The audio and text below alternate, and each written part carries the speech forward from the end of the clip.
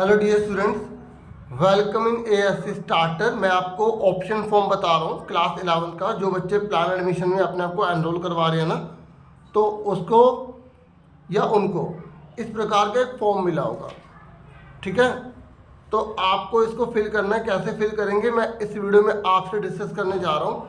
देखिए, आपको ये भी फॉर्म मिला होगा, तो एडमिशन फॉर्म ऑलरेडी मैंने एक वीडियो बना रखी है, आप लास्ट ईयर की भी फॉलो कर सकते हैं, सेम है।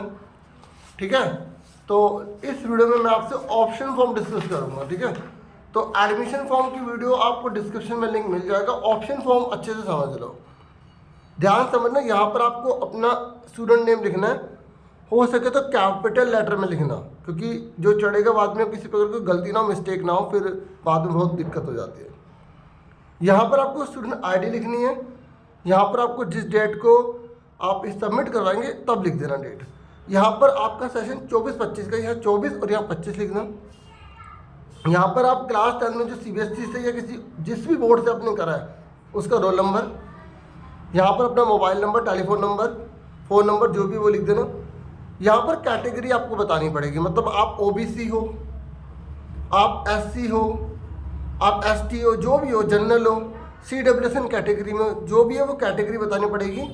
क्योंकि अगर आप कैटेगरी बताते हैं तो आपको फिर रिलैक्सेशन मिलेगी ना, तो उसके हिसाब से। तो अब आप कौन सी स्ट्रीम ले रहे हो, स्ट्रीम कौन सी लोगे, आपको जो एलिजिबिलिटी क्राइटेरिया दे रखा है ना गवर्नमेंट की तरफ से, तो उसके अकॉर्डिंग आपको भरना। अगर आपके बहुत अच्छे नंबर है तो आप कुछ भी ले सकते हो। और एलिजिबिलिटी क्राइटेरिया देखने के लिए वो वाली वीडियो भी आप डिस्क्रिप्शन में देख लेना कि क्या आप एलिजिबल हो किसी भी स्ट्रीम को लेने के लिए। तो जो भी आप स्ट्रीम ले रहे हो उस पर आप टिक मार देना, या आप सेम वही लिख देना। ठीक है, तो ये स्ट्रीम अवेलेबल है, आप देख सकते हैं।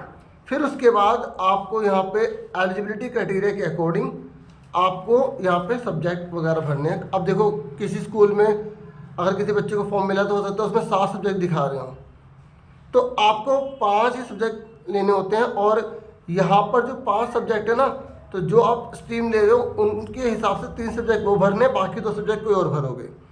मैंने आपको बता दिया था, लैंग्वेज जो है ना, लैंग्वेज आप केवल 2 ही फिल कर सकते हैं, 3 लैंग्वेज नहीं ले सकते। जैसे अगर कोई बच्चा यहाँ पर मान लेते हैं साइंस विद मैथ ले रहा है, तो उसने यहाँ फिजिक्स लिख दिया, यहाँ केमिस्ट्री लिख दिया, यहाँ बायोलॉजी लिख दिया, ठीक है, यहाँ मैथ्स लिख दिया और यहाँ इंग्लिश लिख दिया। तो इस तरीके से 5 सब्जेक्ट हो गए। अगर कोई बच्चा, देखिए, अगर आप साइंस विदाउट मैथ ले रहे हैं, यानी कि आप पीसीबी ले रहे हैं, तो आपने फिजिक्स लिख दी, केमिस्ट्री लिख दी, यहाँ पर आपने बायो लिख दी, यहाँ पर आपने इंग्लिश लिख दी, यहाँ पर आपने फिजिकल एजुकेशन लिख दी। तो इस तरीके से आप जो भी आपके पास सब्जेक्ट है ना वो आप भर सकते हैं। अगर आपके पास एडिशनल में फिजिकल एजुकेशन था ही नहीं 10वीं क्लास में, तो आप जैसे यहाँ पर संस्कृत भर सकते हैं, ठीक है, पंजाबी थी पंजाबी भर सकते हैं, या आपके पास आईटी का सब्जेक्ट था तो आप आईटी का सब्जेक्ट भर सकते हैं, इस तरीके से।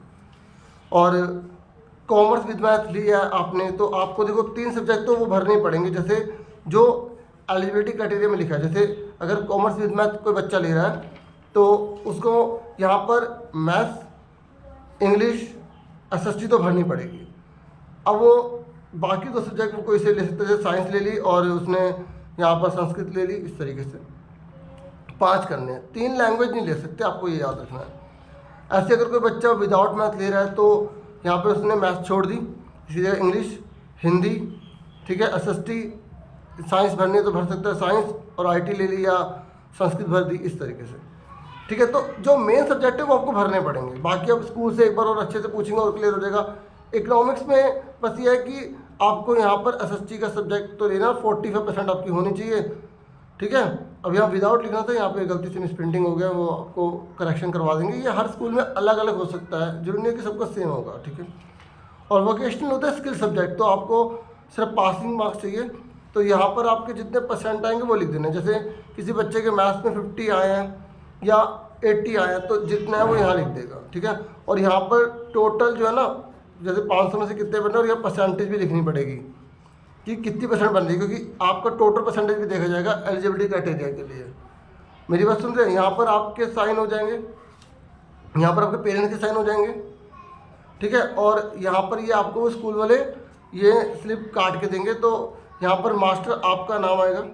ठीक है, और आप किसके बच्चे हो या किसकी बेटी हो, तो यहाँ पर आपकी मम्मी या पापा जो भी मतलब आप जिसके नाम लिखना चाहते हैं किसी एक का लिख सकते हैं।